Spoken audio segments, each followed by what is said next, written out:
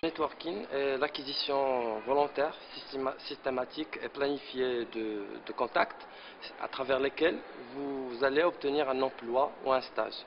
Donc, la démarche à prendre, c'est essayer de chercher sur les réseaux sociaux comment vous pouvez vous mettre en relation avec les gens et vous leur parler de votre besoin et comme ça vous allez conclure sur un embauche. Donc il s'avère que le networking est d'une utilité très importante parce qu'avant, une fois on a le diplôme en main, on ne fait recours qu'aux annonces dans les journaux.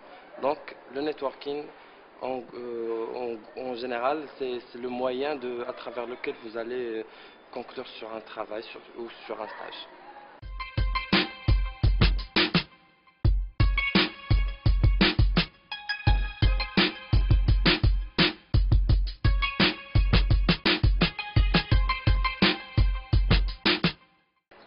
Donc, comme vous savez sans doute, c'est que le networking peut être, c'est-à-dire quand vous essayez de construire votre réseau, il peut être un réseau réel comme il peut être un réseau virtuel.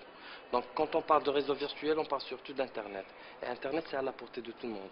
Donc, lorsque vous êtes un jeune diplômé ou un étudiant et vous cherchez, c'est-à-dire un stage ou un emploi, donc au moins, il faut faire recours à Internet. Internet, il y a des sites sociaux, des réseaux sociaux comme Facebook, comme LinkedIn, Viadeo et Twitter et d'autres. Donc, ces réseaux permettent à tout le monde, c'est-à-dire à n'importe quel diplômé ou étudiant, de se mettre en contact, ou même parfois des entrepreneurs ou des investisseurs, afin de se mettre en contact avec les gens nécessaires pour atteindre ses objectifs. Donc, je dis qu'il est à la portée de tout le monde, mais surtout, il faut savoir le faire. Il faut savoir construire son réseau et il faut savoir s'adresser aux gens parce qu'il faut le faire d'une façon élégante, sinon on va griller ce contact, on va le perdre automatiquement.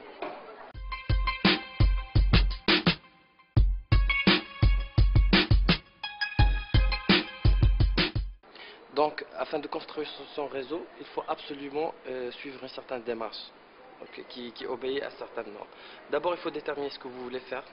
Vous voulez décrocher un emploi dans une entreprise X, donc il faut absolument se renseigner sur cette entreprise, il faut absolument savoir ce que vous pouvez donner comme étant une valeur ajoutée à cette entreprise, ce que vous voulez de cette entreprise.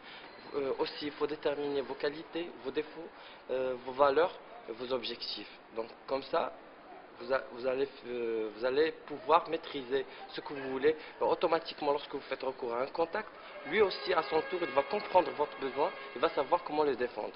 Donc là, c'est ce qui nous ramène à la deuxième phase qui est la mise en place de votre réseau. C'est-à-dire qu'il faut le construire. Comment?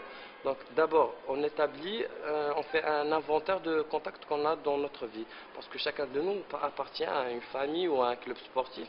Donc ce qu'il faut faire, c'est essayer de voir son propre entourage, c'est-à-dire les gens les plus proches, et s'asseoir avec eux et leur demander, voilà, est-ce que vous connaissez quelqu'un qui pourrait m'aider à intégrer l'entreprise telle, telle, d'accord?